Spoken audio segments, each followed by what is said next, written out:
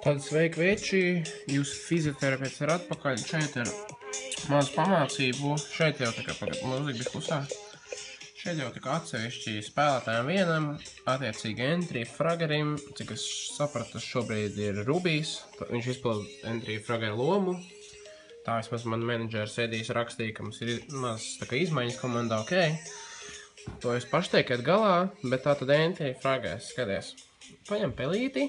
Un šis vingrinējums tev arī pāris reizes dienā, 3-4 ir ideāli. Ja par vairāk, ok, bet nevajag arī tā, ka tu tur 10-20, tas ir pa daudz nebūs. Tad tev, nav jēgas no tā visu.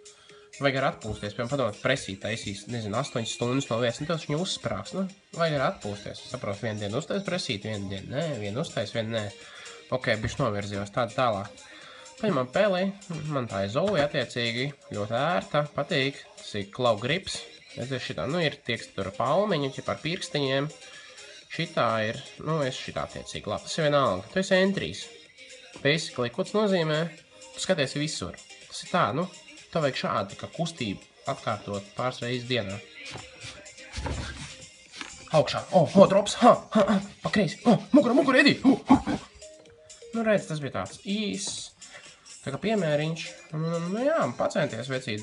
Tā kā es domāju, jau pēc nedēļas būs tā kā iezīmes pirmās, un pēc mēnešas tavu skills, nereāli uzlabosies, kā Entry Fragerim, nopietni.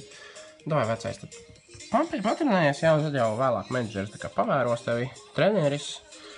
Un es arī piesaistīšos, protams, man arī tur dažas citas komandas ir tā kā jāatbalsta, jāpalīdz mazliet. Tas atkal citos sporta veidos, New York Sniks un tā. Bet, jā, tā kā es tev parādīju, un tas ir būt pagaidām viss Entry Fragerim. Paldies!